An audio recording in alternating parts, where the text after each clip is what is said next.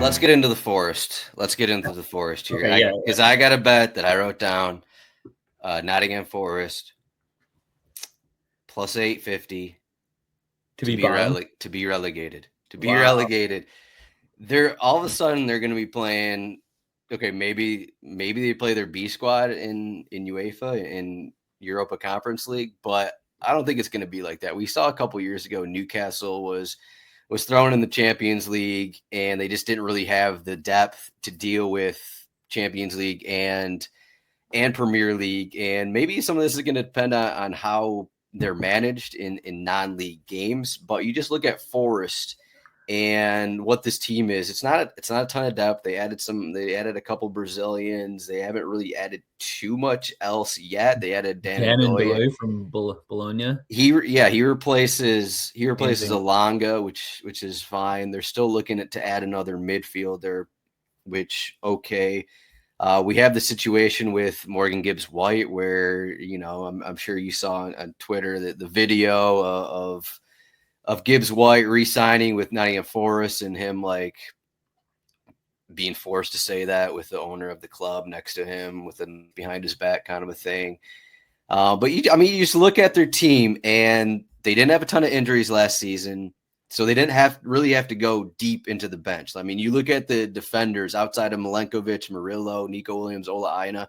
They didn't really play any of those guys. Like Willy Boley is on this team. And when was the last time he was a regular player in the Premier League? You have other players, you like all these guys like Gibbs-White, Elliot Anderson, Hudson-Odoi had a good season. But, you throw in, Jota Silva, Igor Jesus, Jared Cunha, all these new guys they added. Okay, how much are these guys going to play? Chris Wood, is he going to be scoring every other game like he did last season? The XG, the overperformance he had last season. I think that you look at the second half of last season for Nottingham Forest, they kind of fell apart a little bit. Their defense wasn't as sound. They weren't scoring as above XG as they did in the first half of the season. Now you throw in these added games, and I just don't think that they're going to be performing at the same level. Maybe their defense is crazy again. Matt Sells is crazy again, but I think plus 850 to be relegated. It's a long shot and probably not great odds. Like I feel like I should be getting plus 2,000 because Nottingham Forest just finished 7th. But I'll give it out anyway. Nottingham Forest plus 850 to be relegated. I hate how well reasoned of a take that is. Just too sound. Like that's my issue with it. It's too sound of a take. Apologies. Yeah, Anthony Alanga leaving to Newcastle is a huge kind of departure for them. But like, re-signing Gibbs-White was big, as he was like, if they lost him, to I guess it was rumored to Tottenham, that would have been a huge miss for them. So keeping him is big, but yeah, they haven't really, like, aside from that guy Dan Ndoye, I haven't really watched any of him from Bologna, and then they got a couple guys from Brazil. You saw him in the Euros a couple years ago for Switzerland, I believe. Yeah. So outside of that, they haven't added a lot of steel, and like you make a good point in when you start playing in Europe and you're playing whatever, is it 10 games for league play now, or 9 games, 10 games? I don't know if Conference League is. I think it might be. Isn't it 8? Okay, maybe it's 8. Yeah, I think you're. Well, it used to be 6. Yeah, I think 8 sounds right. But yeah, so you're adding 8 midweek matches. Your squad depth is the same as it was last season when you weren't playing in this competition, and you didn't have injuries. Yeah, it didn't have injuries. So that's a good point. We're August 8th right now, so they'll definitely, hopefully in the next 3 weeks they can add some more guys. I think that could help. But yeah, no, good point. I just looked at it as like, okay, they were successful last season. They made a really good run. They had a close opportunity at Champions League. And why would they drop out? But, the extra pressure of another competition could certainly hurt them. But top 10 plus 130, I'm still interested in it. It's classic. Top three promoted teams have the top odds at Burnley plus 160, Sunderland 175, and Leeds is plus 450. I am interested in 2 teams outside of those 3. Last year 3 teams come up, 3 teams go down. Are we going to shake that trend this year? I think maybe so. Wolves is plus 1,200. Lost Cunha. That's kind of a bit. He was like pretty much mid-season pulled them from what could have been impending doom.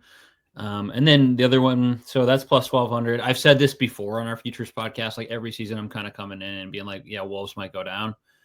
It hasn't happened this is our 5th season of doing this podcast. So I'm always kind of concerned about that one. But the other one that I think has a little bit more legs is Brentford plus 1,200.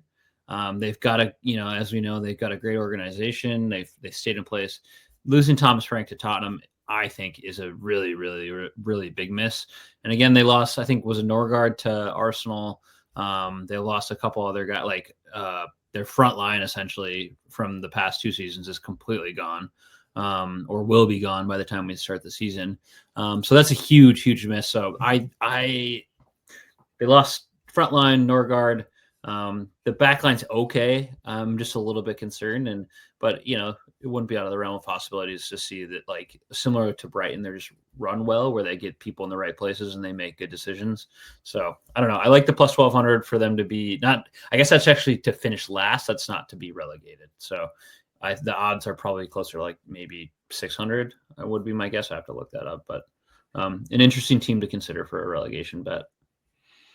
Yeah, plus 300 to be relegated. Yeah. Wow. Yeah, I'm seeing plus 1,600 to finish bottom for Brentford. Yeah, I think that makes sense, but I still think when you compare them to some of these other teams near the bottom, that I actually think their defense might be better or should be better. If they're getting basically Aaron Hickey and Rico Henry back from 1-2 season long injuries for both those guys. So left and right back to go with Coyote, who was a right back last season, who came on in the January transfer window. And they pretty much have all the other guys that have been there. Nathan Collins still there, Vandenberg still there.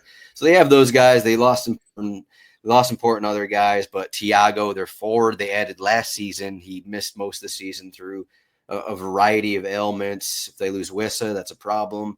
But I mean, Kevin Schad, Fabio Carvalho, it seems like Carvalho is going to turn into a real role.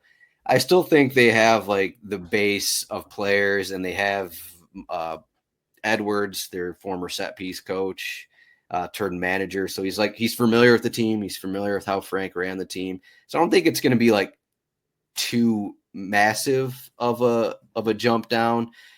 Maybe because they don't have the same players as last season, maybe we're looking at like 10 to 15th place.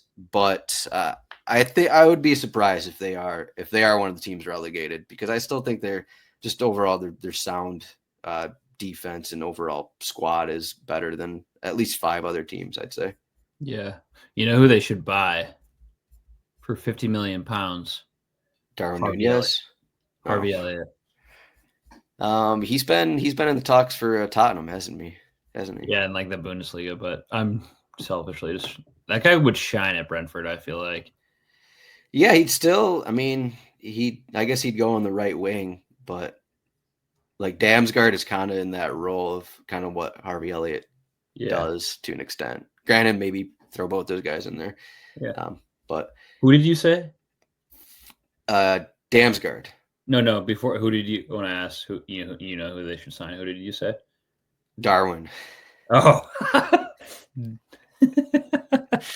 thought that's what you were gonna say. Well, he's gone now, but yeah. I was gonna throw Wolves in here too. You mentioned it. We said it last season, and then they still finished 16th, but they're plus 320 to be relegated. I don't know. They look better at the second half of last season, even without Cunha, but this team is still, well, maybe like John Arias is going to be awesome for him. Maybe Fer Lopez is going to be awesome for him.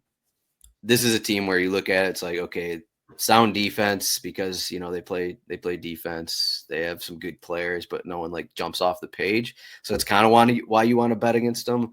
But then you compare them to the other team, the promoted teams even, and then maybe a team like West Ham or something. It's like, I don't know. I don't know if this team is really going to finish, is going to be relegated or not. But